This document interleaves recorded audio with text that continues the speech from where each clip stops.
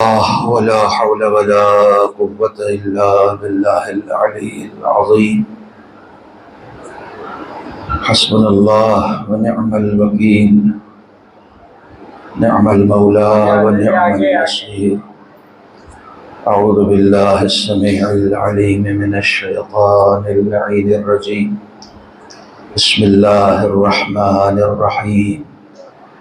الحمد لله الذي جازي كل صانع ورايش كل قانع وراحم كل ضارع ومنزل المنافع والكتاب الجامع بالنور الساطع، وهو للدعوات سامع وللكربات دافع وللدرجات رافع وللجبابرة قامع، فلا إله غيره ولا شيء يعدله، ليس كمثله شيء وهو السميع البصير اللطيف الخبير، وهو على كل شيء قدير.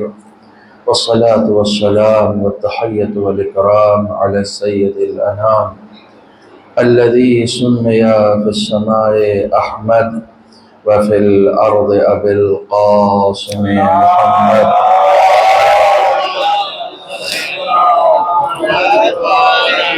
وعلى أهل بيته الطيبين الطاهرين المعصومين المظلومين الذين أذهب الله عنهم الرجس وطهرهم تطهيرا.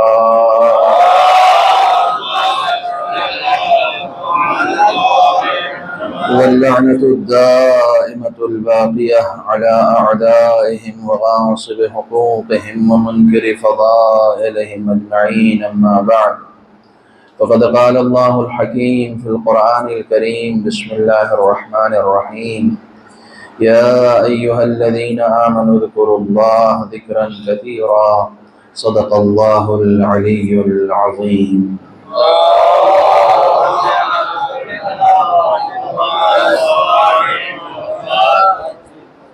گزارش ہے ایک مرتبہ سورہ حمد اور 3 مرتبہ سورہ اخلاص کی تلاوت فرما کر جعفر خاندان اور نقوی خاندان اور اپنے تمام آباء و اجداد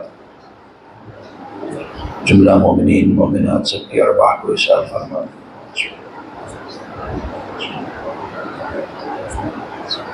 بسم اللہ الرحمن الرحیم.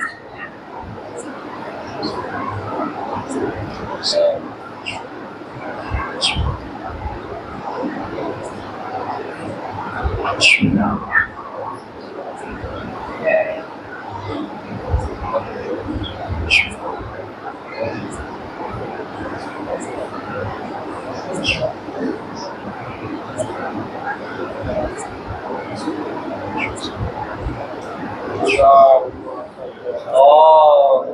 اللهم صل علی محمد وعلی محمد وعجل فرجہ. اس دعا کے ساتھ کہ خدا عالم ہم سب کی عزاداری کو قبول فرمائے اور ایسی عزاداری کرنے کی توفیق عنایت فرمائے کہ جیسی عزاداری ہمارا امام ہم سے طلب کرتا ہے. آخری مجلس ہے اور یہ آخری مجلس اپنے آپ میں ایک پیغام ہے کہ ہر ایک کا آخری ہوتا ہے، اور خود آخری ہونا اپنے آپ میں ایک بہت بڑا پیغام ہے کہ ہر چیز کو ایک دن ختم ہو جانا ہے. جو باقی رہنے والی ذات ہے وہ صرف خداوند عالم کی ذات ہے.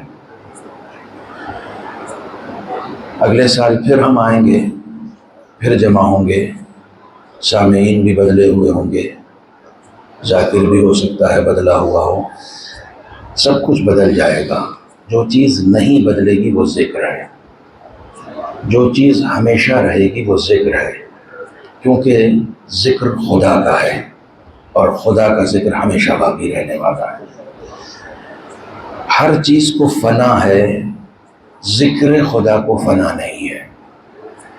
اس چیلنج کو جناب زینب نے یزید کے دربار میں پیش کیا تھا. آپ لوگ خطبہ سنتے رہتے ہیں، پڑھتے رہتے ہیں جناب زینب کا.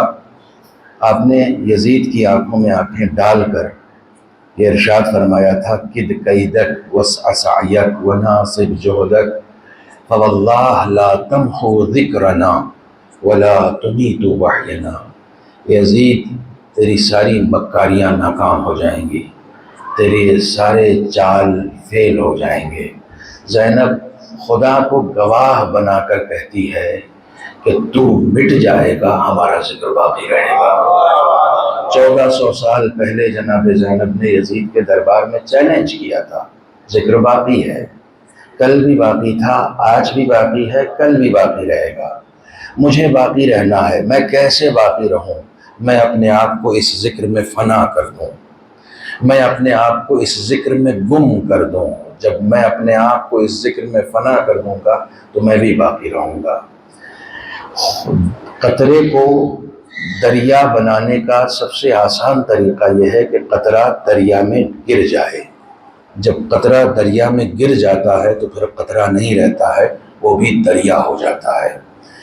دریا جب قطرہ جب دریا میں گرتا ہے تو دریا کو بڑا نہیں کرتا ہے بلکہ خود بڑا ہو جاتا ہے۔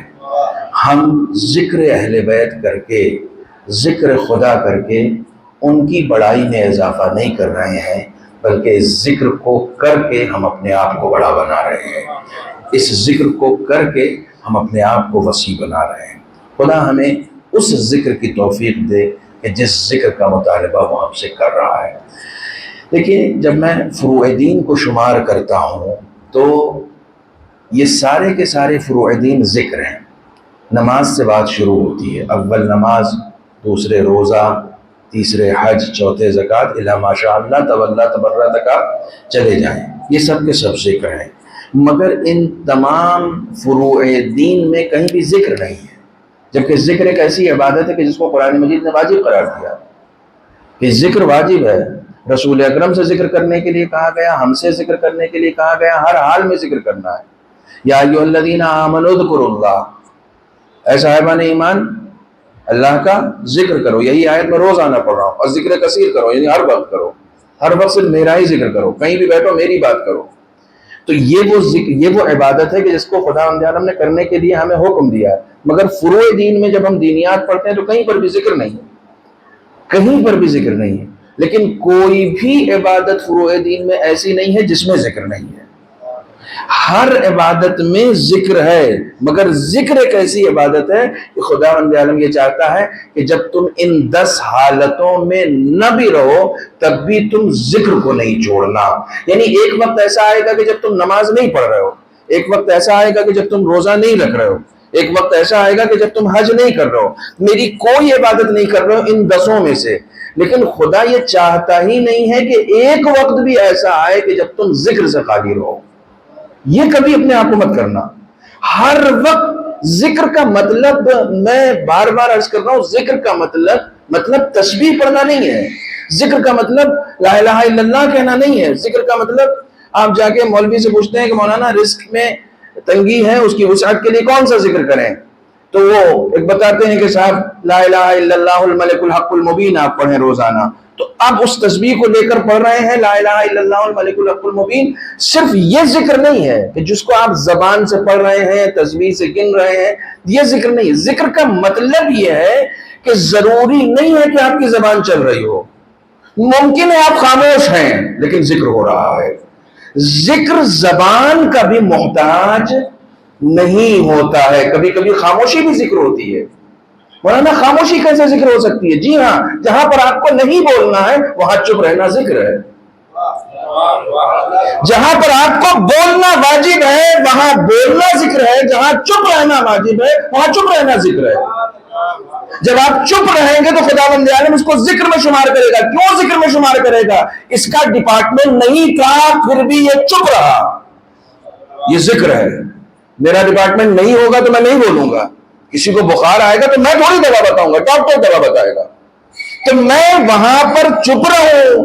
کسی کا جسم مریض ہو گیا ہے تو وہاں اگر ایک مولوی چپ رہتا ہے، اس کو دوا نہیں بتاتا تو وہ ذکر کر رہا ہے، کیونکہ یہاں اس کو نہیں بولنا تھا، یہ خاموش تھا، یہ خاموش رہنا اس کا ذکر ہے۔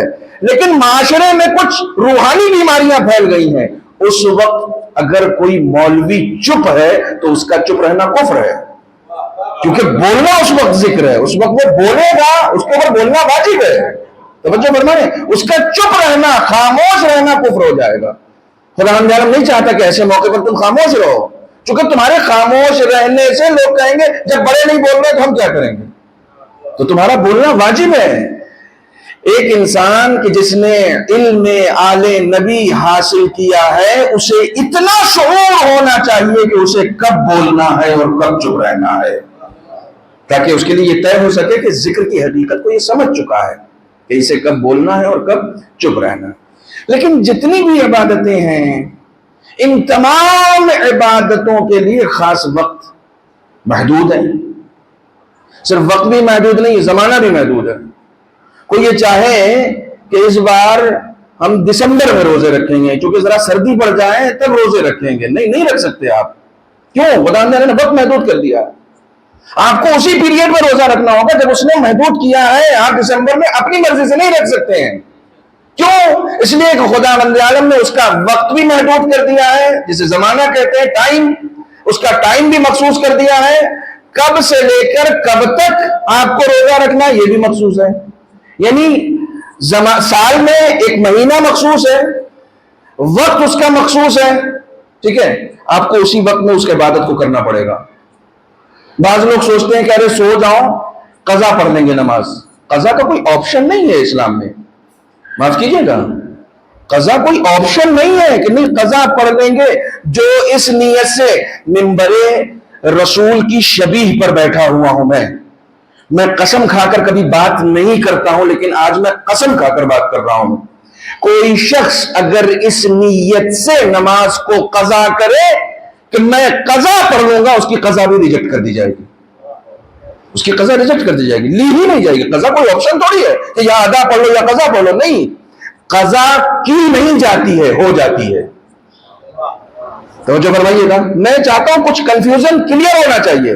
نماز قضا کی نہیں جاتی ہے، ہو جاتی ہے. آپ ٹرین میں سفر کر رہے ہیں، نہیں صاحب اب ٹرین میں کیسے پڑھیں گے؟ کیوں نہیں، کیسے نہیں پڑھیں گے آپ؟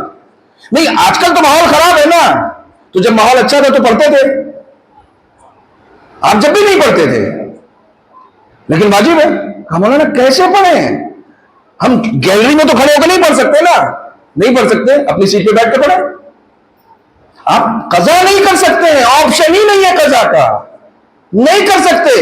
اچھا ٹھیک ہے، چلیے آپ ٹرین میں نماز پڑھنے کی بات کر رہے ہیں، میں بیمار ہوں، میں کھڑا ہی نہیں ہو سکتا ہوں، کوئی بات نہیں، بیٹھ کے نماز پڑھو، بیٹھ کے نماز پڑھو. مولانا میں بیٹھ بھی نہیں سکتا، لیٹ کے پڑھو. قضا نہیں کر سکتے، آپشن ہی نہیں ہے. قضا کا کوئی آپشن ہی نہیں ہے. لیٹ کے پڑھو. مولانا میں ہاتھ بھی نہیں اٹھا سکتا.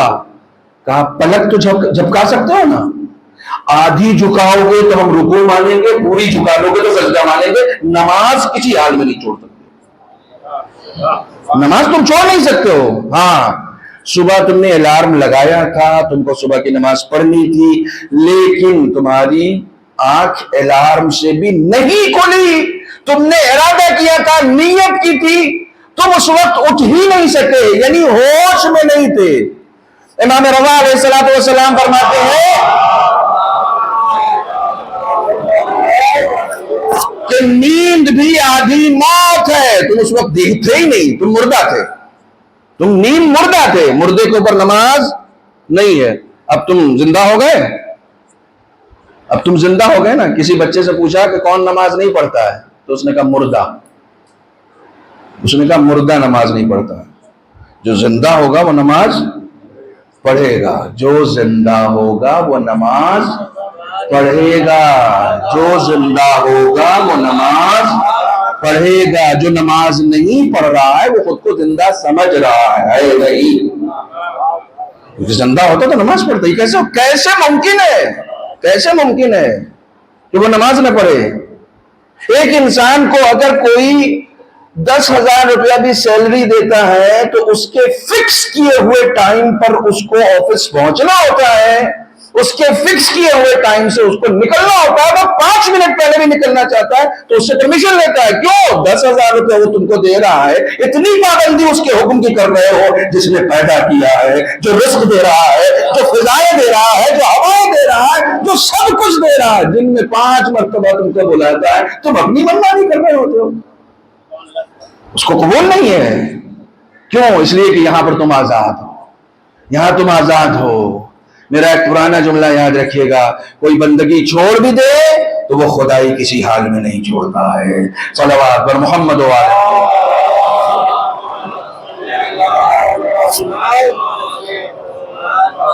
عبادت کے لیے جتنی بھی عبادتیں ہیں فروع دین میں، سب کے لیے ایک وقت معین ہے، مخصوص وقت ہے، اسی وقت آپ کو کرنا ہے. نہ اس کے آپ آگے کر سکتے ہیں نہ اس کے پیچھے کر سکتے ہیں. کنفیوژن نہیں رہنا چاہیے، قضا کا کوئی آپشن نہیں ہے، نہیں ہے. یہ بات یاد رکھیے گا، کوئی جان بوجھ کر اگر نماز قضا کرے گا تو اس کی قضا نماز نہیں لی جائے گی. قضا ہو گئی، مثلا بھول گئے، ذہن میں آیا ہی نہیں اور نماز کا وقت چلا گیا تو قضا لی جائے گی.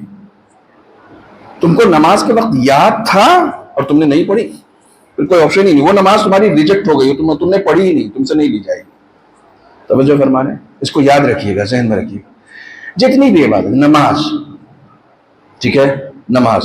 اب کوئی کہے کہ بھائی دیکھو ذی الحجہ میں حج کرنا بہت مشکل ہے، سعودی والے پیسے بہت لے رہے ہیں، وہ ذی الحجہ میں حج کرنے کے پیسے بہت لے رہے ہیں، میں تو صاحب وہ سفر میں کروں گا یا ربیع الاول میں کروں گا. ربیع الاول میں کم پیسے میں ہو جائے گا حج، ربیع الاول میں کم پیسے میں ہو جائے گا، بھیڑ بھی نہیں ہوگی، طواف بھی آسانی سے ہوگا، سب کچھ ہو جائے گا.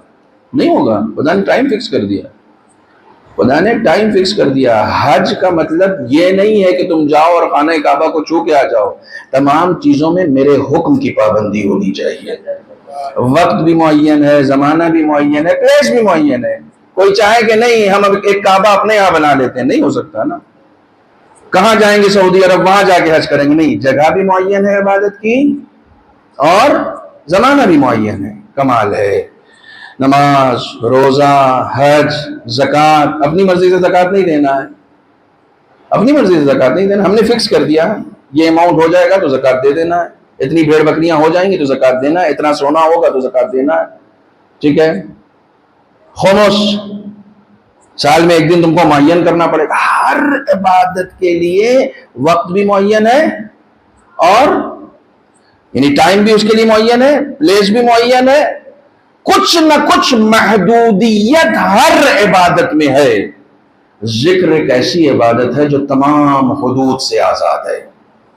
خدا نے اسے کہیں پر مخصوص کیا ہی نہیں، کہیں پر قید کیا ہی نہیں. جہاں بھی رہو تم کر سکتے ہو، جہاں بھی رہو. اب آپ مفاتی اٹھائیے، کچھ باتیں واقعی آپ کے حصے میں آتی ہیں. مفاتی اٹھائیے. پہلے گھنٹے کی دعا، دوسرے گھنٹے کی دعا، تیسرے گھنٹے کی دعا، شنبے کی دعا، یک شنبے کی دعا، دو شنبے کی دعا. ارے بھائی کیا ہو گیا؟ ہر وقت ذکر ہی کرتے رہیں، ہر وقت ذکر ہی کرتے رہیں. دعائیں بھری پڑھیے، کتنا پڑھیں. اگر ساری دعاؤں کو پڑھنے لگیں گے پھر کام کس وقت کریں گے؟ کتنا ذکر کرنا ہے؟ پہلے، دوسرے، تیسرے، چوتھے، پانچویں ہر گھنٹے کی دعائیں ہیں. اور اس کے بعد صاحب الہ ماشاءاللہ ہر دن کی زیارتیں ہیں، ہر دن کی دعائیں ہیں. نماز کے زور کی بات کی الگ دعا، عصر کے بعد کی الگ دعا، صبح کے بعد کی الگ دعا، اور اس میں صاحب اور اضافہ کر دیجئے، کرتے چلے جائیے. اگر آپ ساری دعائیں پڑھنے لگیں تو کیا ہوگا مولانا؟ نہیں ہو سکتا، نہیں ہو سکتا. میں سمجھاتا ہوں، تم سے پوری مفاتی پڑھنے کے لیے کہا ہی نہیں ہے، کہا ہی نہیں ہے. آپ بہت سارے لوگ جو ہیں دلی کے باہر کے ہیں، گریٹر نوئیڈا کے باہر کے ہیں، آپ جس شہر کے بھی ہیں اس کے بس اسٹینڈ میں چلے جائیے، وہاں آپ کو ہر وقت آواز لگاتا رہے گا بس والا، دلی دلی دلی دلی. کیا مطلب ہے؟ ہر وقت ہم کو دلی جانا ہے، لیکن وہ تو ہر وقت بلا رہا ہے نا. ایک بس گئی نہیں پھر دوسرا کھڑا ہو گیا، دلی دلی دلی. کیا مطلب ہے؟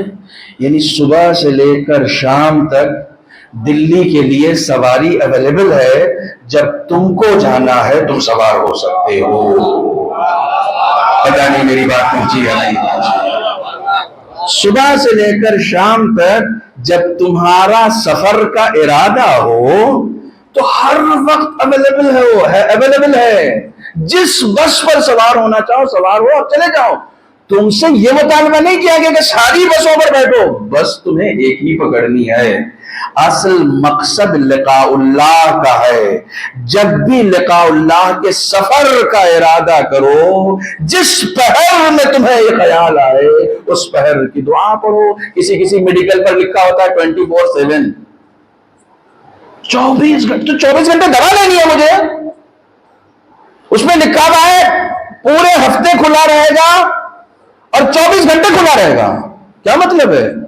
آپ جا کے اس سے پوچھیں بھیا 24 گھنٹے کھول تو مجھے تو نہیں چاہیے، تو وہ حیران ہو کے کہے گا میں نے آپ کے لیے کھولا کب ہے؟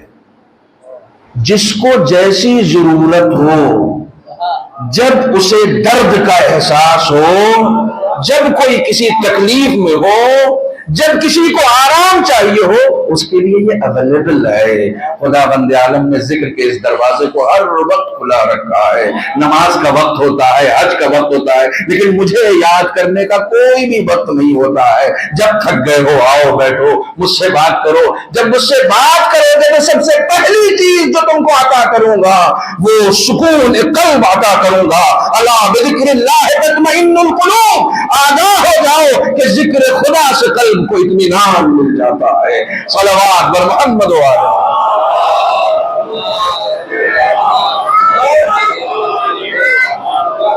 یہ اطمینان سب کو نہیں ملتا۔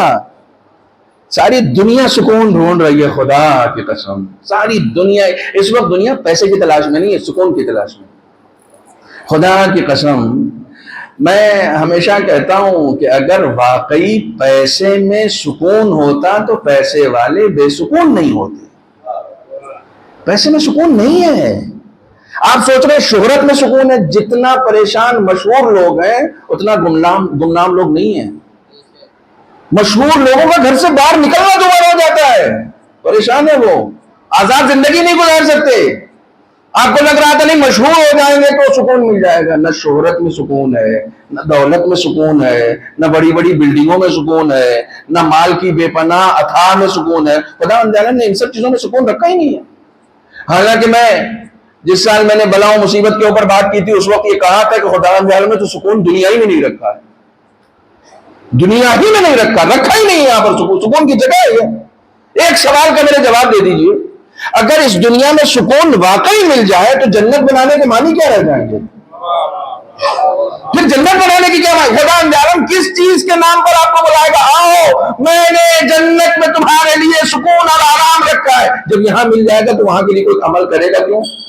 سکون کے لیے اس نے جنت بنایا ہے، اب آپ کو یہاں کیوں سکون مل رہا ہے؟ یہ فرش اعضاء پر، یہ علم کے سامنے، یہ زری کے سامنے، یہ زیارت گاہ کے سامنے یہاں سکون کیوں مل رہا ہے؟ کیونکہ یہ جنت کا ٹکڑا ہے اس لیے سکون مل رہا ہے، کیونکہ یہاں ذکر جنت کے سرداروں کا ہو رہا ہے اس لیے سکون مل رہا ہے۔ یہ حصہ نہیں ہے، سکون یہی ملے گا، ذکر خدا میں اس نے سکون رکھا ہے۔ اللہ اکبر۔ امام حسین کی مجلس ہے، تم پریشان ہوتے ہو، ذرا سا پریشان ہو جاتے ہو تمہاری پیشانیوں پہ بل آ جاتا ہے۔ حسین اتنی پریشانیوں میں بھی سکون کے ساتھ تھے۔ حسین سے سکون ہی تو نہیں چھین سکا چھیننے والا۔ راوی کہتا ہے جیسے جیسے عصر کا ہنگام آتا جاتا تھا حسین کا چہرہ بشاش ہوتا جاتا تھا، نکھرتا جاتا تھا۔ حسین کا سکون نہیں چھین سکے یہ لوگ۔ کیوں؟ کیونکہ حسین نے کسی لمحہ ذکر خدا کو چھوڑا نہیں۔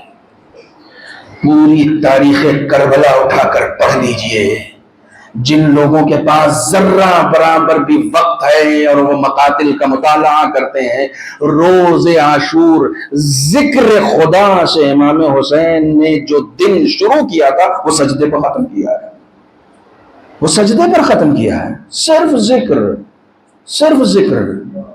سکون چھین سکا کوئی حسین کا؟ نہیں چھین سکا نا۔ اللہ اکبر۔ جس کے یہاں ذکر خدا ہوتا ہے وہ زیر خنجر بھی مسکرا رہا ہوتا ہے۔ کیوں؟ سنیے والد مرحوم کا شعر سنیے، غزل کا شعر ہے مگر خدا کی قسم یہ کربلا کا شعر ہے۔ ہمارے ہاں غزلوں میں بھی کربلا ہوتی ہے، پہلے ہوتی تھی کوئی محبوبہ، اب تو غزلوں میں کربلا ہوگی۔ کہتے ہیں کہ رونے والے رو رہے تھے زیر خنجر دیکھ کر، رونے والے رو رہے تھے زیر خنجر دیکھ کر، دینے والا دے کے اپنا امتحان ہنستا رہا۔ وہ امتحان دے کے ہنس رہے ہیں، وہ امتحان دے کے خوش ہیں، وہ مطمئن ہیں، ان کا اطمینان نہیں چھین سکا کوئی۔ کیسا اطمینان ہے؟ اللہ اکبر! یہ اطمینان صرف ذکر خدا سے آتا ہے۔ کوئی دشمن تمہارے پیچھے لگا ہو تو تمہیں نیند آ جائے گی؟ علی 40 ننگی تلواروں کے سائے میں اطمینان سے سو رہے ہیں۔ کیوں؟ یہ اطمینان ذکر خدا سے ملا ہے، ذکر خدا سے۔ امام سید سجاد علیہ السلام سے کسی نے کہا کہ مولا کتنا ذکر کرتے ہیں، کتنی دعائیں، کتنا گریہوزاری، کتنی عبادتیں۔ کہا تم نے ہمیں دیکھا ہے، میرے جد کو نہیں دیکھا۔ میرے جد علی ابن ابی طالب کو تم نے نہیں دیکھا۔ اگر تم ان کو دیکھ لیتے کہ وہ کتنا ذکر کرتے تھے تو تم مجھے نہیں کہتے۔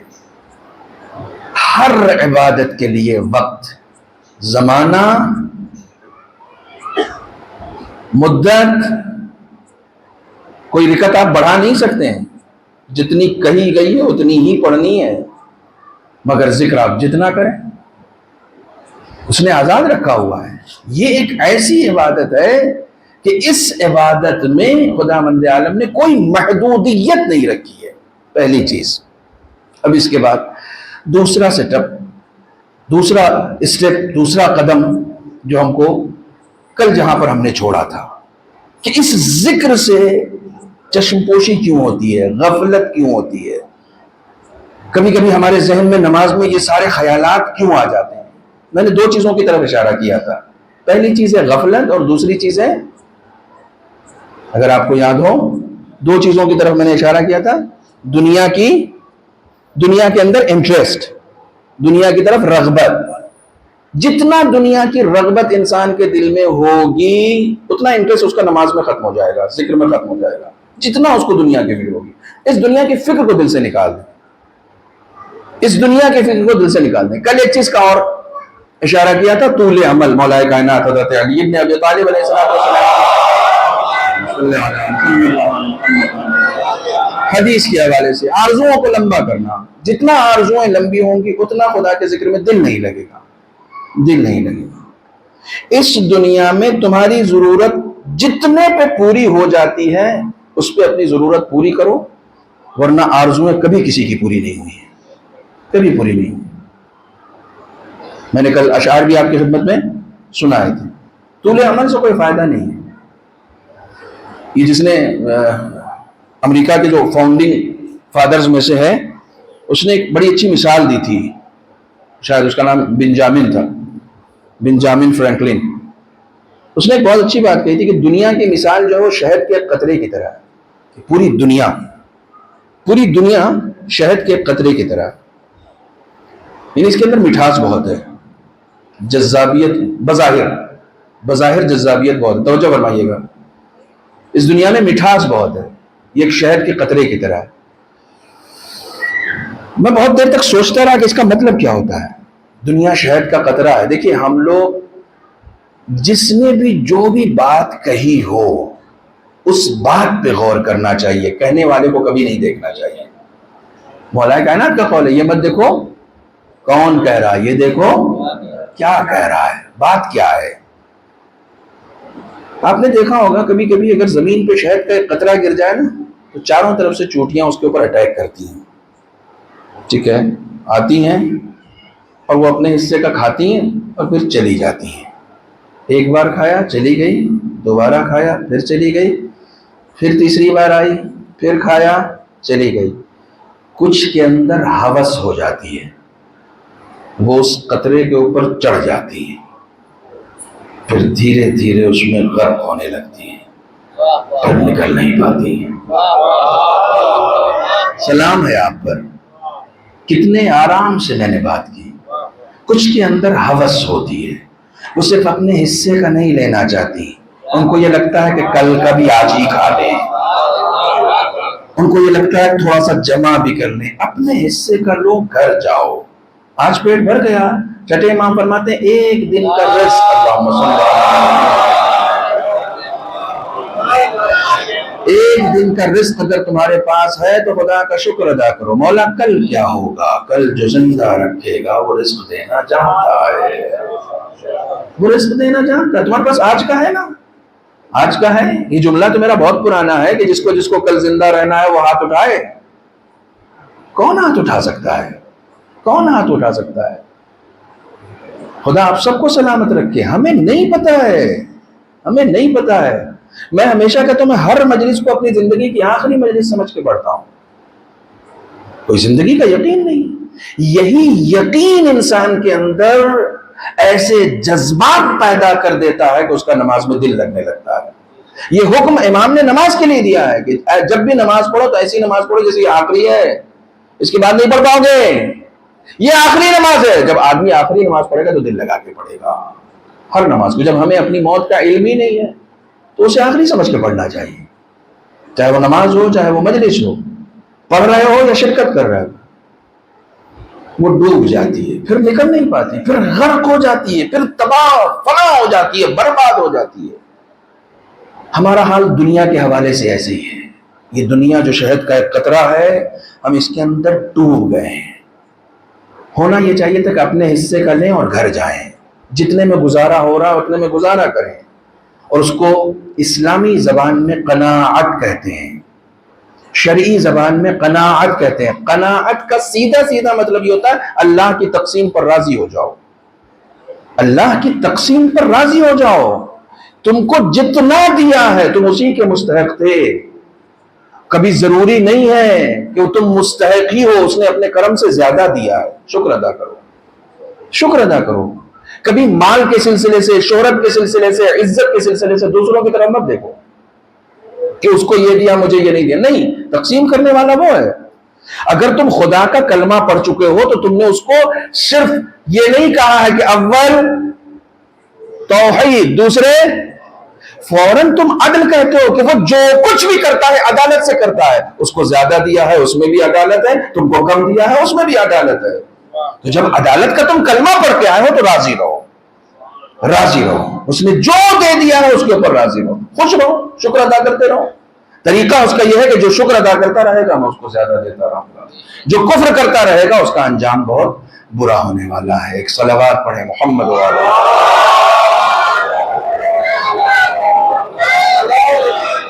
مرتبہ اور مل جل کے صلوات پڑھیں عظمت محمد.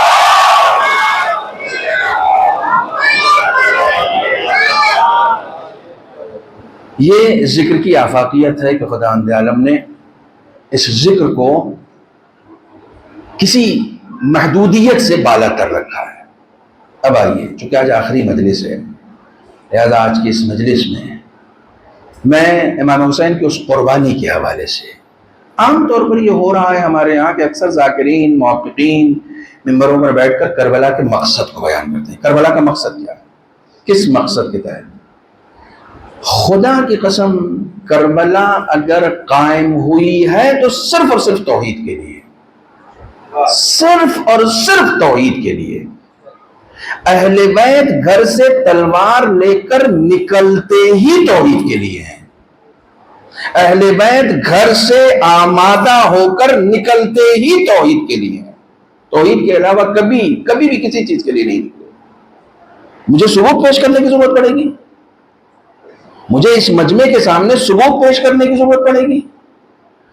جس یعنی اماموں میں جو امیر المومنین ہے کہ جس میں کسی بھی امام کو آپ امیر المومنین نہیں کہہ سکتے سوائے مولا کائنات کے, اماموں میں جو امیر المومنین ہے اس کی نگاہوں کے سامنے اس کی زوجہ کو مارا جاتا ہے لیکن وہ گھر سے تلوار لے کر نہیں نکلتا ہے.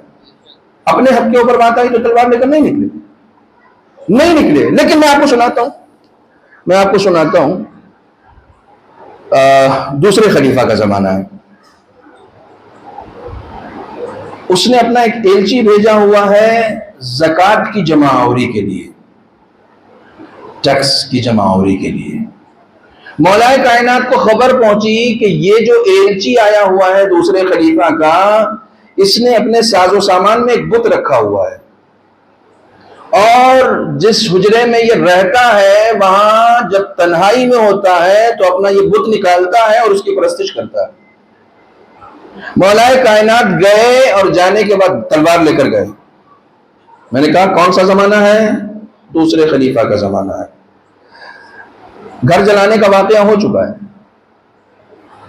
در فاطمہ جلانے کا واقعہ ہو چکا ہے، علی کی گردن میں رسی کا پھندا ڈالنے کا واقعہ ہو چکا ہے، تلوار نہیں نکلی اس وقت۔ مولا کائنات کو جیسے ہی معلوم ہوا کہ دوسرے خلیفہ کا ایلچی شرک کر رہا ہے، بت پرستی کر رہا ہے، گھر سے تلوار لے کے نکلے، تصدیق کی کہ کیا واقعی وہ بت پرستی کر رہا ہے؟ کہ ہاں واقعی بت پرستی کر رہا ہے۔ جہاں وہ ٹھہرا ہوا تک گئے، سر اور تن میں جدائی کی، گھر واپس آ گئے۔ اسلام کے نام پر یہ سب نہیں کر سکتے، تو دین کے نام پر بت پرستی برداشت نہیں ہے۔ گھر آئے، خلیفہ کو پتا چلا کہ علی نے ان کے ہی ایلچی کو مار دیا۔ انہوں نے اپنے ایلچی دوسرے، جو مدینے کا گورنر تھا، جس کو سیف الاسلام کہا گیا، کیسی کیسی تاریخ ہے واقعہ۔ دوسرے خلیفہ کی تلوار کہا جاتا تھا ان کو، خالد ابن ولید۔ معلوم ہے اس ملعون نے کیا کیا تھا؟ جس وقت مولا کائنات کے گردن میں رسی کا پھندا ڈالا جا رہا تھا، اس نے ہاتھ باندھے تھے، خالد ابن ولید، اس نے ہاتھ باندھے تھے۔ جو ایسی جسارت کر چکا ہو، اس کو دوسرے خلیفہ نے پیغام بھیجا کہ جلدی جاؤ علی کے گھر پہ، پتا کرو علی نے ایسا کام کیوں کیا، علی نے میرے ایلچی کو مار دیا۔ اب وہ صاحب تنتناتے ہوئے تلوار لے کر مولا کائنات کے گھر پہ آئے، وہ یہ سمجھ رہے تھے کہ شاید وہی زمانہ ہے جس زمانے میں ہم نے ہاتھ باندھا ہے۔ دق الباب کیا، سنا آپ نے خلیفۃ المسلمین کے ایلچی کو مار ڈالا؟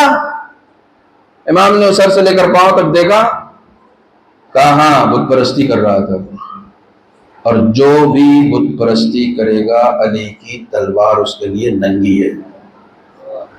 وہ تلوار نکالے ہوا تھا، فوراً نیام میں رکھ کے گھر چلا گیا، جسے کہتے ہیں چپے سے، بنا کچھ بولے، چونکہ وہ جانتا ہے علی اپنے معاملات میں چپ رہ سکتا ہے، خدا کے معاملات میں چپ نہیں رہ سکتا ہے۔ چپ چاپ سے گھر چلا گیا، چپ چاپ سے۔ علی نہیں برداشت کر سکتے، علی شرک نہیں برداشت کر سکتے، علی بت پرستی نہیں برداشت کر سکتے۔ علی نے اپنی جان داؤں پہ لگا دی تھی شرک کے خاتمے کے لیے، بت پرستی کے خاتمے کے لیے جان داؤں پہ لگا دی تھی۔ علی نے اپنے بچوں کو تعلیم یہی دی ہے کہ شرک و بت پرستی کو ختم کرو، یہی تعلیم دی ہے۔ توجہ فرما رہے ہیں آپ؟ جو لوگ یہ کہتے ہیں کہ کربلا کی جنگ علی ولی اللہ کے لیے تھی، یا اور بھی بہت سارے وجوہات لوگ بتاتے ہیں، میں کہتا ہوں عقلی بات کیجئے، عقلی بات کیجئے۔ ایک سوال سے مسئلہ حل ہو جائے گا، حالانکہ کبھی کبھی خطابت میں خطابت کی زبان بولنی پڑتی ہے۔ جو لوگ یہ کہتے ہیں کہ کربلا کی جنگ امامت کے لیے تھی، وہ شاید یزید کو مسلمان مانتے ہیں، اور خود یزید کو مسلمان ماننا بہت بڑا عیب ہے۔ عیب ہے، میں یزید کی زبان سے ثابت کروں گا کہ یزید مسلمان نہیں تھا۔ آپ یہ ہسٹوریکل فیکٹ ہے، اس تاریخی حقیقت سے کوئی انکار نہیں کر سکتا ہے۔ یزید ظاہری طور پر مسند خلافت پر بیٹھا ہوتا، وہ مسلمان تھا نہیں، وہ مسلمان نہیں تھا۔ ایک شعر تو بہت مشہور ہے، وہ آپ نے سن رکھا ہے، سنیے، ایک بہت بڑے مسئلے کو آج حل کر رہا ہوں، بہت بڑے مسئلے کو آج حل کر رہا ہوں، اور میں چاہوں گا کہ دھیان سے سنیے، دھیان سے سنیے۔ کیوں بار بار میں بہت زیادہ توجہ نہیں کرتا ہوں، لیکن اس مسئلے کو خاص طور پر آپ تک پہنچانا چاہ رہا ہوں، چونکہ کئی مرتبہ ایسا ہوتا ہے کہ ہمارے یہاں اس منبر پر بیٹھنے والے بھی مغالطے کا شکار ہو جاتے ہیں۔ ایک شعر تو آپ نے سنا ہوا، لعبت ہاشم بالملک فلا خبر جاء ولا وحی نزل، یزید کا شعر ہے یہ۔ جس وقت امام سید سجاد اسیر ہو کر شام میں گئے ہیں، اسیری کے عالم میں ہیں، مسجد شام جو ہے وہ بھری ہوئی ہے لوگوں سے، اور وہاں پر یزید جو ہے وہ سر امام حسین کے ساتھ بے حرمتی کر رہا ہے اور یہ سب اشعار پڑھ رہا ہے۔ جس میں ایک شعر آپ نے بہت مشہور ہے، سن رکھا ہے کہ بنی ہاشم نے جو ہے وہ ڈھونگ رچا ملک حاصل کرنے کے لیے، حکومت حاصل کرنے کے لیے. خبر جاء ولا وحی نزل. خبر کا مطلب آپ جانتے ہیں؟ خبر کا انکار کرنے والا، رسول کا انکار کرنے والا. وہ کہتا کوئی خبر ہی نہیں آئی تھی خدا کی طرف سے، یعنی کوئی رسول نہیں آیا تھا. رسول کا انکار کرنے والا مسلمان ہوگا یا کافر؟ وہ صاف صاف کہہ رہا کوئی خبر نہیں ہے. ولا وحی نزل، قرآن کا انکار، قرآن کا انکار. خدا کی قسم، بریکٹ میں ایک میسج لے کر جاؤ. جن کے پاس علمی دلیلیں نہیں ہوتی نا وہ گالیاں دیتے ہیں. جن کے پاس علمی مقابلہ کرنے کے لیے زبان میں لفظیں نہیں ہوتی ہیں نا وہ مقابلہ پھر گالیوں سے کرتے ہیں. دوسرے لفظوں میں کہہ دوں، قرآن نے بار بار چیلنج کیا، سورے کا جواب لے آؤ، آیت کا جواب لے آؤ، کسی چیز کا جواب لے آؤ. جن کے پاس جواب نہیں ہوتا ہے نا وہ قرآن کو جلا دیتے ہیں. یہ قرآن کو جلانے والے در حقیقت عاجز ہیں کہ ہم جواب کہاں سے. جب انسان علمی میدان میں تھک جاتا ہے تو پھر قرآن کو جلانا شروع کر دیتا ہے. جو قرآن کے ساتھ ہوا ہے وہی اہل بیت کے ساتھ ہوا ہے. علمی میدان میں تو کوئی جواب نہیں لا سکا، یہاں قرآن کو جلایا گیا، وہاں اہل بیت کو شہید کیا گیا. جواب نہیں ہے کسی کے پاس. اس کے بعد وہ کہتا ہے کہ لست من خندف ان لم انتقم من بنی احمد ما کان فعل. پورے جو بھی اشعار مجھے یاد آتے جائیں گے وہ سناتا جاؤں. کہتا ہے کہ میں خندف کی اولاد نہیں. خندف جو ہے وہ بنی امیہ کے سرداروں میں ہے جس کے اوپر یہ ناز کرتے ہیں. جیسے بنی ہاشم میں ہاشم تھے کہ جن کا نام لیا جاتا ہے باقاعدہ، اور ہاشم کے اوپر لوگ ناز کرتے ہیں بنی ہاشم والے. یہ لوگ خندف کے اوپر ناز کرتے تھے بنی امیہ والے. تو یزید کہتا ہے لست من خندف ان لم انتقم من بنی احمد ما کان فعل. میں بھی خندف کی اولاد نہیں اگر میں انتقام نہ لوں. کس سے؟ من بنی احمد. صاف صاف رسول کا نام لے رہا ہے، یعنی آل رسول سے میں نے اگر انتقام نہیں لیا تو میں تو اس کی اولاد نہیں. کمال ہے. کافر ہے یا مسلمان؟ کافر ہے نا. توجہ فرمائیے گا. لیت اشیاخی ببدر شہدوا جزع الخزرج من وقع الاسل. کاش میرے بزرگ جو بدر میں شہید، بدر میں قتل کر دیے گئے، کاش وہ آج ہوتے تو دیکھتے کہ میں نے کھنکھناتی ہوئی تلواروں کا جواب کیسے دیا ہے. یہ سب امام حسین کا سر رکھ کر وہ امام سید سجاد کے سامنے کہہ رہا ہے. سنتے رہنا، یہ تاریخ سن چکے ہو تم، مگر میں اس کو یوں ہی نہیں سنا رہا ہوں. لیت اشیاخی ببدر شہدوا جزع الخزرج من وقع الاسل لأہلوا واستہلوا ثم قالوا یا یزید لا تشل. وہ سب کے سب خوشیوں سے جھوم جاتے اور بار بار میرا شکریہ ادا کرتے کہ یزید تیرا شکریہ، تو نے بڑا کارنامہ کر دیا. 6-7 اشعار جب پڑھنے لگا تو اب ذرا سا آپ کو میں ویڈیو دکھانا چاہتا ہوں اس وقت کی جب وہ یہ اشعار پڑھ رہا تھا. ویڈیو جی کبھی کبھی تاریخ کو ویڈیو میں دیکھا کریں، آڈیو میں نہیں سنا کریں، چونکہ آڈیو میں صرف آواز آئے گی، ویڈیو میں پورا سینیریو دکھے گا، سب کچھ آپ کو دکھے گا. یزید تخت پہ بیٹھا ہوا ہے، امام حسین کا سر تشت پہ رکھا ہوا ہے، امام سید سجاد ایک طرف بیٹھے ہوئے ہیں. یزید کے پہلو میں ایک یہودی بیٹھا ہوا ہے جو کسی یہودی ملک کا سفیر ہے. ٹھیک ہے. جو لوگ سامنے بیٹھے ہوئے وہ سب کے سب سو کالڈ مسلمان ہیں. ان کو کیا لگتا تھا؟ ان کو یہ لگتا تھا کہ اب اگر کوئی اسیر ہو کر آ رہا ہے تو اس کا مطلب یہ ہے کہ وہ مسلمان نہیں. سب سے بڑی بات، مسلمان کوئی تھوڑی اسیر ہوگا اسلامی ملک میں، تو آنے والا مسلمان نہیں ہے. پہلی بات مسلمان نہیں ہے. دوسری بات یہ کہ اب کسی عرب کنٹری کا بھی نہیں ہے، چونکہ کوئی عرب کنٹری ایسی ہے نہیں کہ جہاں پر اب اسلام نہیں پھیلا ہو. اسلام تو ہر جگہ پھیل چکا ہے. تین دنیا کے تین حصے پر یزید کی حکومت تھی. اسلام ہر جگہ, عرب کنٹری میں کوئی ایسی جگہ ہی نہیں رہی تھی جہاں اسلام نہیں ہے. تو سب کے ذہن میں یہ ہے کہ یہ مسلمان بھی نہیں ہے اور عرب بھی نہیں ہے. میں ریپیٹ کر رہا ہوں, سب کے ذہن میں کیا ہے کہ یہ مسلمان بھی نہیں ہے اور عرب نہیں ہے. اس کا مطلب کیا ہے؟ یہ عربی نہیں جانتے ہوں گے. کوئی بھی دوسرے ملک سے قیدی آئے گا تو وہ ظاہر سی بات ہے کہ وہ عربی تو نہیں جانے گا نا, کیونکہ عرب نہیں ہے. لوگوں کے ذہن میں یہ تصور ہے. امام سید سجاد نے کہا کہ میں بھی اس لکڑی کے ڈھیر پر کھڑا ہو جاؤں, میں بھی کچھ بولوں. اسے معلوم تھا, یزید کو معلوم تھا کہ یہ بولے گا تو پھر تو معاملہ خراب ہو جائے گا. لوگوں کے پریشر میں اجازت ملی. جیسے ہی امام نے بولنا شروع کیا تو لوگوں نے کہا ارے یہ تو عربی بول رہا ہے. پہلی مرتبہ جو لوگ شاکڈ ہوئے وہ اس بات سے ہوئے کہ یہ تو عربی بول رہا ہے, اس کا مطلب یہ کسی عرب کنٹری سے. تو آپس میں لوگ باتیں کرنے لگے, کیا ابھی بھی کوئی عرب ملک ایسا رہ گیا ہے کہ جس میں اسلام نہیں پھیلا ہو؟ آپس میں یہ باتیں ہونے لگی. پھر آپ نے جب کہا کہ انا ابن الصفا والمروہ, میں صفا کا بیٹا ہوں, میں مروہ کا بیٹا ہوں, تو یہ سننے والوں کے جسے کہتے ہیں کان کھڑے ہو جانا کہ ارے صفا اور مروہ تو ہم مسلمانوں کا ہے, یہ کیوں کہہ رہا ہے کہ میں صفا کا بیٹا ہوں, میں مروہ کا بیٹا ہوں؟ پھر امام نے کہا انا ابن علی المرتضی, انا ابن محمد المصطفی, انا ابن علی المرتضی, انا ابن خدیجۃ الکبریٰ. اب ایک ایک کر کے اسلام کے مشہور نام جب گنانا شروع کیے کہ میں محمد مصطفیٰ کا بیٹا ہوں, میں علی مرتضیٰ کا بیٹا ہوں, میں خدیجۃ کبریٰ کا بیٹا ہوں, تو مسلمانوں میں تو بولنے کی ہمت نہیں تھی.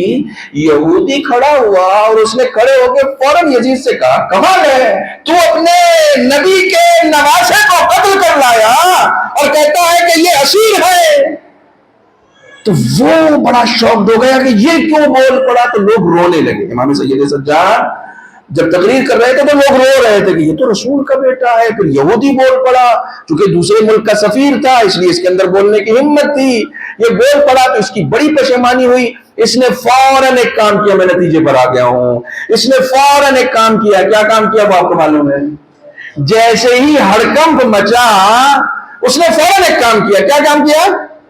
اذان کہلوائی. ابھی ابھی تو خدا کا انکار کر رہا تھا, ابھی ابھی تو رسالت کا انکار کر رہا تھا, ابھی ابھی تو دین کا انکار کر رہا تھا. پھر اذان کہلوانے کا مطلب کیا ہے؟ اذان کہلوانے کا مطلب سمجھو, میں یہی مطلب سمجھانے آیا ہوں. یزید کو اذان سے پیار ہے نہیں, یزید آج اذان کہلوا کے اذان کے پیچھے چھپنا چاہ رہا ہے. یزید کو اذان سے کوئی مطلب نہیں ہے, وہ اذان کہلوا کے اس کے پیچھے چھپنا چاہ رہا ہے. دیکھو اب یہاں تک آپ بہت اچھے سے آئے ہیں, اب سنیے. امام سید سجاد کا بیان حق, اہل بیت حق, اذان حق. دو حق کے درمیان موازنہ کس بات کا؟ دو حق کے درمیان لڑائی کس بات کی کہ ایک کو روکو اور ایک کو شروع کرو. پہنچ گئے جہاں میں پہنچانا چاہ رہا ہوں. جب کبھی دو حق کے درمیان کوئی لڑائی کراتا ہے تو اس کا کہیں نہ کہیں تعلق یزید سے ہوتا ہے.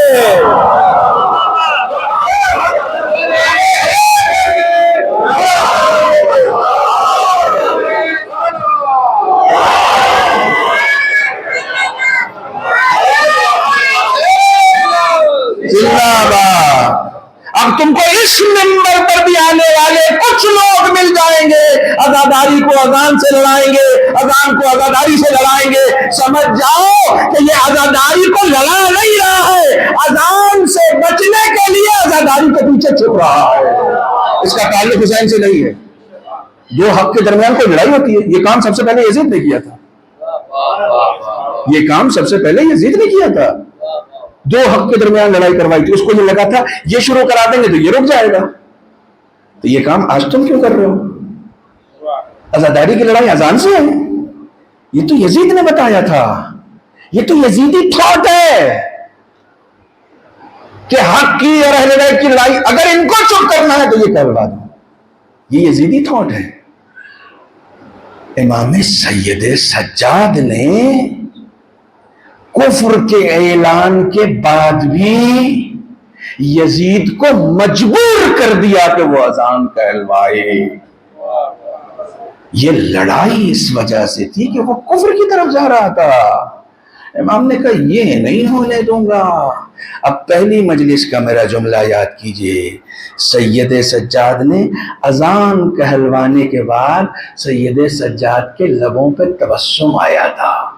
ہم سنت آج تک ادا کر رہے ہیں، مجلس روک دیتے ہیں. اذان ہوتی ہے، سنو گریٹر نوئیڈا والوں، کہیں پر بھی مجلس ہو رہی ہو نا اور اذان ہونے لگتی ہے اور مولوی اگر نہیں بھی رکا تو نیچے اذان ہو رہی ہے، اذان ہو رہی ہے، نیچے سے بولنے لگتے ہیں. اس نیچے بولنے والے سے پوچھئے اذان جب ہوتی ہے تو کیا کیا روکتے ہو تم اپنی زندگی میں؟ کھانا کھا رہے ہو تو روک دیتے ہو، بائک چلا رہے ہوتے تو روک دیتے ہو، ڈرائیو کر رہے ہوتے تو روک دیتے ہو، گھر میں باتیں کر رہے ہوتے تو روک دیتے ہو. کچھ نہیں روکتے ہو تو مجلس کیوں روکتے ہو؟ روکنا سنت نہیں ہے میرے بھائی، مجلس روکنا سنت نہیں ہے. اذان کے وقت اس لیے رکا جاتا ہے کہ اب نماز کے لیے چلو. جو نماز پڑھ کے آئے ہیں وہ اپنی عبادت کو کنٹینیو کریں، وہ بھی ذکر ہے اور یہ بھی ذکر ہے. ایک ذکر کے لیے اگر روکا جاتا ہے تو کسی ایسی چیز کو روکا جاتا ہے جو ذکر نہ ہو. ہم کسی چیز کو نہیں روکتے ہیں، صرف ذکر کو روکتے ہیں. اس کو کہتے ہیں کہ جیسا اپنے خاندان میں ہوتا چلا آیا ہے وہ انجام دینا، اور یہ دین نہیں ہے. معاف کیجیے گا، یہ دین نہیں ہے. دین عقل والوں کا ہے، دین سوچنے والوں کا ہے. دین ان کا ہے جو سوچتے ہیں. جو لوگ سوچتے نہیں ہیں وہ پھر کسی بھی خطیب سے مسحور ہو سکتے ہیں، کیونکہ سوچتے نہیں ہیں. کوئی بھی خطیب اپنے سحر انگیز خطاب سے ان کو مسحور کر سکتا ہے. سوچنا چاہیے. میں آپ کو سناؤں، وقت نکل گیا. ہمارے یہاں ایسی خطابت ہو رہی ہے. ابھی مجھے کسی نے بتایا کہ فضائل پڑھے جا رہے تھے مولا عباس کے. وہ مولا عباس کے فضائل کیا پڑھے جا رہے تھے؟ سنیے میرے نوجوانوں، سنو. حضرت عباس کی فضیلت کیا ہے؟ جو یہ ذاکر بیان کر رہا ہے یہ فضیلت نہیں ہے. کیا فضیلت بیان کی؟ میں گجرات گیا ہوا تھا، وہاں ایک صاحب نے مجھے لا کے دیا کہ دیکھیے مولانا، ایک صاحب نے یہ پڑھا کہ پسر سعد نے، ابن زیاد نے پسر سعد کو خط لکھا کہ یہ بتا حسین کے خیمے کتنے ہیں، گن کے بتا. تو اس نے ادھر سے خط کا جواب دیا کہ ہمارے نیزے تیار ہیں. پھر ادھر سے اس نے لکھا کہ میں سوال کیا کر رہا ہوں اور یہ جواب کیا دے رہا ہے. آرام سے سنیے گا. اس ذاکر نے بڑے جوش کے ساتھ پڑھا تھا. میں سوال کر رہا ہوں کہ خیمے کتنے ہیں، یہ کہہ رہا ہے کہ میرے بھالے تیار ہیں. اس نے کہا میں نے کہا کہ حسین کے خیمے گن کے بتا کتنے ہیں. پھر اس نے ادھر سے جواب لکھا کہ ہمارے سارے جوان اب رزم کے لیے تیار ہیں، جنگ کے لیے تیار ہیں، اور ہم کسی وقت بھی جو ہے وہ حملہ حسین کو گھیر کے مار دیں گے. اب 3-4 مرتبہ انہوں نے خطاب کتابت کرا دی. 3-4 مرتبہ معلوم جیسے واٹس ایپ پہ وہ میسج کر رہا ہو اور یہ واٹس ایپ پہ اس کا رپلائی کر رہے ہو. ابن زیاد ادھر سے واٹس ایپ پہ میسج کر رہا تھا اور پسر سعد ادھر سے واٹس ایپ پہ رپلائی کر رہا تھا. اس قدر تیزی کے ساتھ انہوں نے خطوط بھیجوائے. تو اس کے بعد پھر جو آخری خط گیا اس میں اس نے لکھا کہ میں تجھے تیرے عہدے سے معزول کر دوں گا، میں تجھ سے پوچھ رہا ہوں حسین کے خیمے گن کے بتا. تو اب یہ ذاکر خوب جوش سے ایک بات پڑھتا ہے کہ کسی کی ماں نے اتنا خالص دودھ نہیں پلایا کہ عباس کے ہوتے ہوئے حسین کے خیمے گن سکے. ساری پبلک کھڑی ہو گئی. کھڑے ہو آپ مجھے کیوں نہیں ڈانٹتے رہے؟ اس بات پہ ساری پبلک کھڑی ہو گئی. کیا کہنا مولا عباس کے فضائل ہیں. یہ مولا عباس کے فضائل ہیں کہ عباس کے ہوتے ہوئے کس کے اندر اتنی ہمت ہے کہ حسین کے خیمے گن سکے. تو جو لڑکا مجھے سنا رہا تھا اس سے میں نے کہا کہ یار پھر یہ 4 محرم کو خیمے ہٹوائے کس نے تھے؟ کیسی باتیں کر رہے ہو؟ یہ سب سازش ہے کربلا کے واقعے کو بگاڑ دینے کی. جو چیز فضیلت نہیں اسے فضیلت بنانے کی. یہ لوگ حضرت عباس کو، معاف کیجئے گا، یہ لوگ حضرت عباس کو شجاع نہیں منوانا چاہتے، ایک پہلوان منوانا چاہتے ہیں. شجاعت اور ہوتی ہے، پہلوانی اور ہوتی ہے.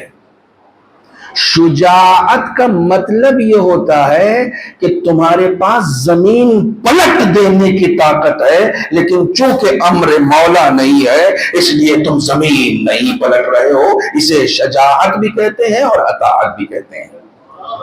جناب عباس کی فضیلت شجاعت ہے، جناب عباس کی فضیلت اطاعت ہے.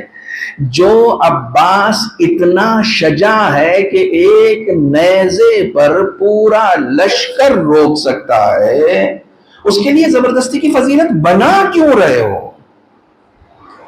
تاکہ کوئی بھی آپ مجھے انصاف سے بتائیے، کوئی بھی اس طرح کی خطابت کو سنے گا تو اس کے ذہن میں کیا آئے گا کہ یہ ساری کربلا فرضی ہے، یہ ساری کربلا فرضی ہے. پھر وہ کربلا کے اوپر سوال اٹھائے گا کہ یہ سب شیعوں کا اپنا بنایا ہوا، بتاؤ کہیں ایسا ہوتا ہے ایک ذاکر پڑھتا ہے کہ خیمے ہٹاتی ہے، ایک ذاکر پڑھ رہا تو دیکھ نہیں سکتے. فرضی ہے نا. جو حقیقت ہے وہ پڑھو، جو تاریخ ہے وہ پڑھو. فضیلت جو اہل بیت نے بیان کی ہے وہ بیان کرو.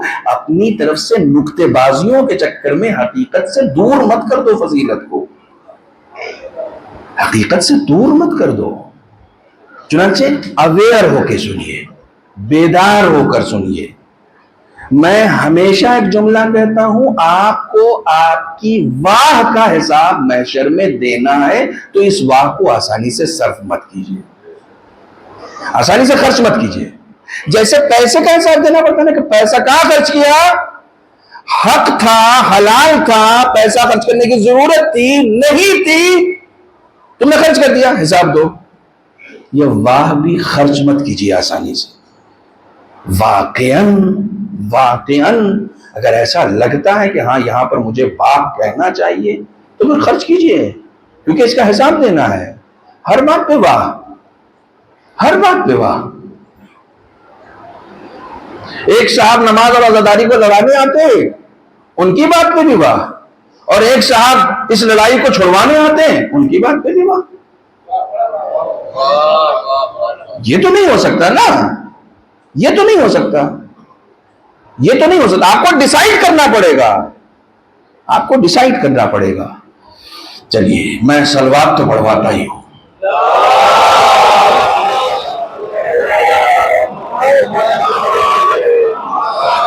بہت ساری باتیں مجھے آج آخری مجلس میں کرنی تھی، لیکن بہرحال چونکہ آپ لوگ بہت منظم لوگ ہیں، وقت مجلس جو ہے بالکل وقت سے شروع ہوتی ہے، میں وقت سے اترتا بھی ہوں، لہٰذا میں انشاءاللہ اس سے زیادہ زحمت آپ کو نہیں دوں گا. خداوند عالم ہم سب کی عزاداری کو قبول کرے. خداوند عالم ہم سب کو یہ توفیق دے کہ ہم ایسی عزاداری کر سکیں جس سے ہمارا امام خوش ہو سکے، جس سے ہمارا امام وقت راضی ہو سکے. ٹھیک ہے، آج علم اٹھنا ہے حضرت عباس کے حوالے سے. ہم لوگ ذکر مصیبت بیان کرنا ہے، سننا ہے.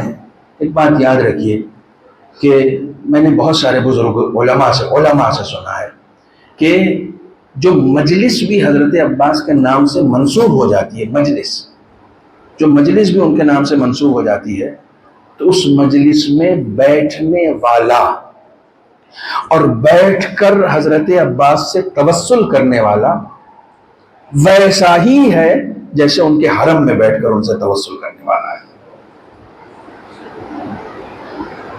یہ جو فرش ہے نا، یہ فرش اہل بیت کا گھر ہے. کیا کہتے ہیں آپ لوگ؟ ہم لوگ بچپن سے جہاں جہاں بھی یہ حسینیہ، فارسی والے حسینیہ کہتے ہیں، ہم لوگ کیا کہتے ہیں؟ امام باڑہ. باڑہ گھر کو کہتے ہیں، بنگالی میں باڑی گھر کو کہتے ہیں. امام باڑہ، امام کا گھر، یہ امام کا گھر ہے. یہ صرف مخصوص ہے اہل بیت سے. یہاں صرف انہی کی بات ہوتی ہے، انہی کا ذکر ہوتا ہے۔ کتابیں بھری پڑی ہیں کہ جگہ کا اپنا تقدس ہوتا ہے۔ مجھے دوسرے دن کسی نوجوان نے فون کیا تھا، دوسرے دن، کہ میں گھر پہ پڑھتا ہوں نماز تو میرے دل کی کیفیت اور ہوتی ہے، مسجد میں آ کے پڑھتا ہوں تو دل کی کیفیت اور ہوتی ہے۔ یہ اس نے اعتراف کیا کہ گھر پہ پڑھتا ہوں تو زیادہ ذہن بھٹکتا ہے، مسجد میں پڑھتا ہوں تو کم بھٹکتا، اثر ہوتا ہے۔ یہ آپ کا اعتراف ہے، جگہ کا اثر ہوتا ہے۔ مولانا صادق حسن صاحب قبلہ نے اپنا ایک واقعہ بتایا تھا کہ میں نے حضرت عباس سے توسل کا ایک طریقہ بتایا، وہی 133 مرتبہ جو مشہور ورد ہے حضرت عباس کا، یا کاشف الکرب عن وجہ الحسین اکشف کربی بحق اخیک الحسین۔ یہ صادق حسن صاحب نے بتایا اپنی مجلس کا واقعہ، کہ میں مجلس میں پڑھ رہا تھا، ایسے ہی بتا رہا تھا کہ اگر کوئی صدق دل سے حضرت عباس سے توسل کرے اور 133 مرتبہ یہ کہے کہ یا کاشف الکرب عن وجہ الحسین، اے حسین کے چہرے سے پریشانی ہٹانے والے، اپنے بھائی کے صدقے میں میری پریشانی بھی دور کر دے، تو مولا عباس سنتے ہیں، مولا عباس سنتے ہیں، کہتے ہیں میری ہی مجلس میں یہ واقعہ میں نے بتایا ہے، میری مجلس میں ایک صاحب ایسے بھی آئے ہوئے تھے جو پیر سے معذور تھے اور بیساکھی کے ساتھ آئے تھے، اور کہنے لگے مجلس میں بیٹھے بیٹھے میں نے جب یہ بتایا تو بیٹھے بیٹھے 133 مرتبہ یہ عمل کیا ہے، حضرت عباس سے توسل کیا ہے اور بیساکھی یہیں چھوڑ کر گئے۔ انہوں نے اپنے مجلس کا واقعہ بتایا، بیساکھی چھوڑ کر گئے تھے اپنے پیر سے، وہ بیساکھی کے سہارے چل کے آئے تھے، معذور تھے پیر سے، پھر اپنے پیر سے چل کے گئے تھے، فوراً ہو گیا۔ میرے ایک استاد تھے، ایران میں بھی ہیں، زندہ ہیں، کہتے ہیں میں عراق گیا، عراقی بھی بہت عجیب ہوتے ہیں، جو لوگ مشی میں جاتے ہیں نا انہیں خوب اندازہ ہے، خوب اندازہ ہے، سال بھر حسین کے لیے پیسہ جمع کرتے ہیں یہ عراقی، سال بھر، جس کی چھوٹی سی کمائی بھی ہوتی ہے نا وہ بھی سال بھر جمع کرتا۔ میں نے اپنی آنکھوں سے دیکھا ہے، لاسٹ ایئر توفیق ملی تھی، شرف ملا تھا، اپنی آنکھوں سے دیکھا، جب مشی ختم ہو گئی نا تو وہ سب کے سب کھڑے کھڑے رو رہے تھے، وہ رو رہے ہیں، ان سے کسی نے پوچھا کیوں رو رہے ہو؟ کہا میں کس کی خدمت کروں گا، حسین کے سارے ظاہر چلیں گے۔ سال بھر یہ انتظار رہتا تھا کہ حسین کے ظاہروں کے پاؤں دباؤں، حسین کے ظاہروں کی جوتیاں سیدھی کروں، حسین کے ظاہروں کا ماتھا چوموں، اب سب چلے گئے، کس کی خدمت کروں؟ یہ بڑے عجیب ہوتے ہیں عراقی، ایسے ہی تھوڑی ان کے مقدر میں یہ سارے روزے آئے ہیں، یہ بڑے مہمان نواز ہیں۔ وہ کہہ رہے تھے کہ میں حضرت عباس کے روزے پر گیا ہوا تھا، کچھ عراق میں کچھ علاقے ایسے ہیں کہ جہاں پر بالکل دیہاتی عربی بولی جاتی ہے جو ہم لوگوں کو سمجھ میں نہیں آتی، یعنی اگر ہم لوگ سمجھنا بھی چاہیں تو نہیں سمجھ سکتے ہیں۔ سنو واقعی اس عقیدت کے ساتھ مانگو۔ کہتے ہیں عراقی اپنی گود میں بچہ لے کر آیا، بچہ اچھا خاصا بڑا تھا، اس کا 5-6 سال کا تھا، اس نے اس کا پیچھے سے سر پکڑا اور سر پکڑ کے حضرت عباس کی زری میں چپکا دیا، اور چپکا کے کچھ بولنے لگا عربی میں، کہنے کہ وہ اتنی دیہاتی عربی بول رہا تھا کہ وہ عربی ہم کو سمجھ میں نہیں آ رہی تھی کیا بول رہا، اور پھر اس سر کو اٹھاتا تھا، وہاں سے زری سے ہٹاتا تھا اور پھر اس بچے سے کچھ بات کرتا تھا، تو وہ بچہ جب جواب دیتا تھا پھر چپکا دیتا تھا زری میں، پھر سر چپکا دیتا تھا۔ تو کہنے کہ میں نے کان لگا کے سنا کہ کیا کہہ رہا ہے، کچھ سمجھ میں تو آیا، میری سمجھ میں نہیں آیا۔ پھر میں نے وہاں بیٹھے ہوئے ایک عراقی کو اٹھایا، میں نے کہا پلیز اس کی بات سنو کہ یہ کیا کہہ رہا ہے اور مجھے بتاؤ کہ یہ کیا کہہ رہا ہے۔ اس عراقی نے سنا تو ان کو جو بتایا نا یہ حیران رہ گئے۔ کہتا ہے کہ آقا اس کے بچے کے رات سے سر میں درد ہو رہا ہے، تو یہ اپنے بچے کو لے کر آیا ہے اور حضرت عباس کی زری میں سر چپکا دیتا ہے اور حضرت عباس سے کہتا ہے میرے بچے کے سر کا درد جلدی سے ٹھیک کیجیے، اور یہ پھر بچے کو لاتا پوچھتا ٹھیک ہوا؟ کہ نہیں، پھر چپکا دیتا ہے، کہتا مولا جلدی ٹھیک کیجیے مجھے جانا ہے، پھر لے کر آتا ہے، کہتا ٹھیک ہوا؟ کہ نہیں، پھر چپکا دیتا ہے۔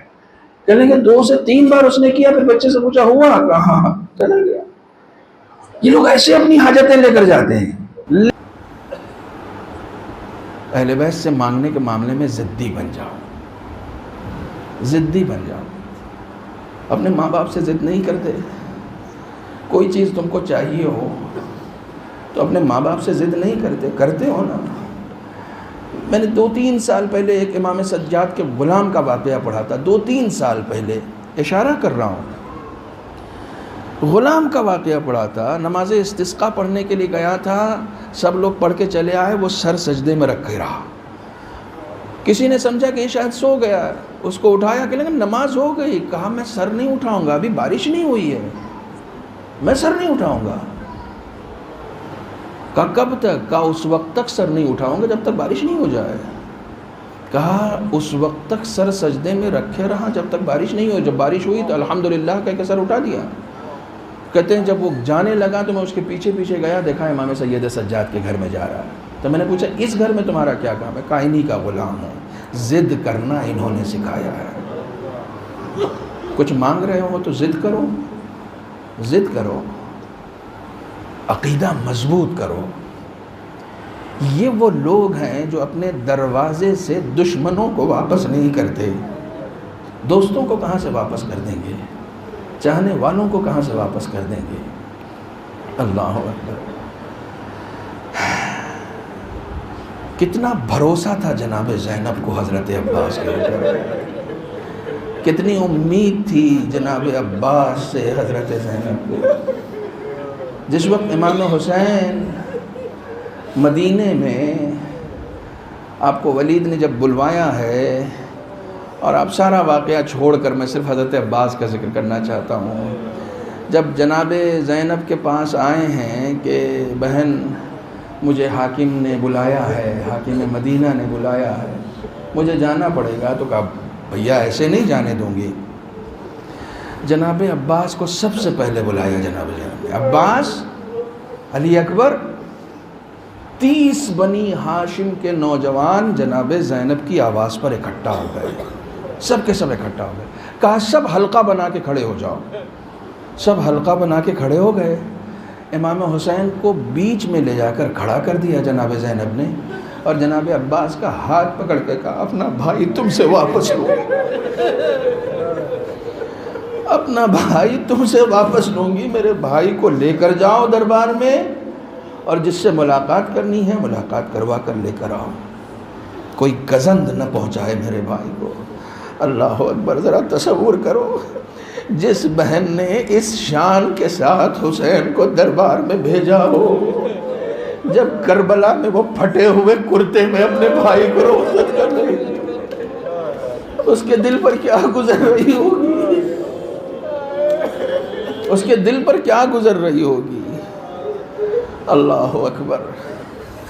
جناب عباس جس وقت جا رہے تھے اس وقت یہ مرثیہ پڑھا جا رہا تھا، اے عباس جو آنکھیں تمہارے رہنے کی وجہ سے اطمینان سے سوتی تھی وہ اب جاگا کریں گی، جو تمہارے ڈر سے جاگے رہتے تھے وہ اطمینان سے سویا کریں گے. اجرکم علی اللہ، اجرکم علی اللہ. ایک دل خراش منظر جو میں ہمیشہ پڑھتا ہوں، سب سے زیادہ دل خراش منظر یہ ہے کہ جناب عباس حسین سے اجازت طلب کرتے ہیں، بھیا اجازت ہے، آقا اجازت ہے. امام بار بار یہ کہہ کے روک دیتے ہیں عباس تم میرے لشکر کے سردار ہو. امام سے جناب عباس کہتے ہیں آقا وہ لشکر کہاں رہا جس کا میں سردار ہوں، وہ لشکر کہاں رہا؟ تو امام ایک خیمے کی جانب اشارہ کرتے ہیں، کہتے ہیں عباس اگر جانا ہی چاہتے ہو تو اس خیمے پر ایک نظر ڈالو. جناب عباس اس خیمے کی جانب جاتے ہیں، پردہ ہٹاتے ہیں، اس خیمے میں سارے مشکیزے ایک ساتھ رکھے ہوئے. کیا دیکھتے ہیں جناب عباس کہ چھوٹے چھوٹے معصوم بچے مشکیزے کو زمین سے ہٹا کر سینے کے بل زمین پر لیٹے ہوئے. جناب عباس پوچھتے ہیں کیوں؟ کہا اس وجہ سے کہ یہ زمین ذرا نم ہے، پیاس سے ہمارا کلیجہ کٹ چکا ہے.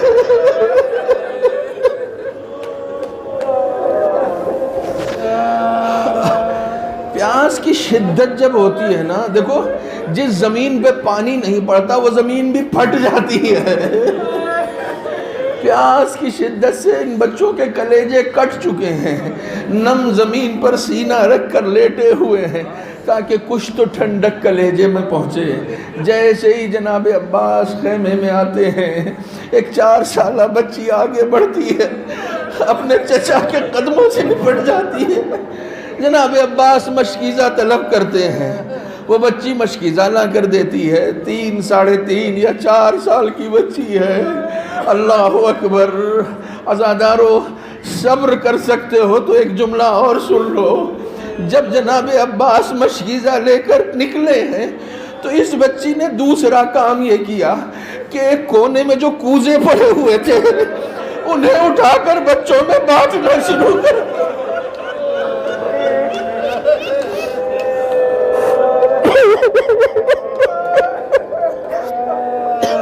اجرکم علی اللہ، خدا آپ کے آنسوؤں کو قبول کرے۔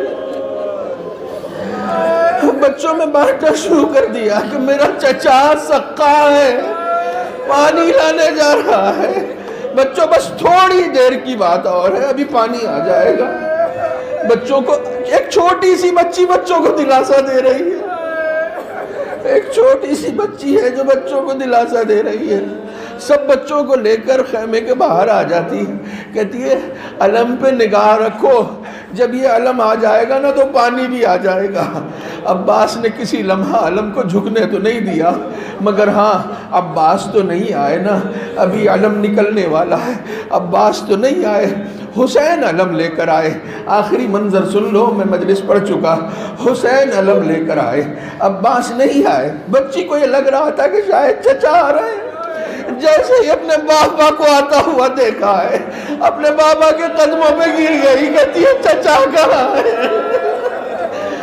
اپنے بابا سے کہتی ہے بابا میں وعدہ کرتی ہوں اب کبھی پانی کا پتہ میرا چچا مجھے واپس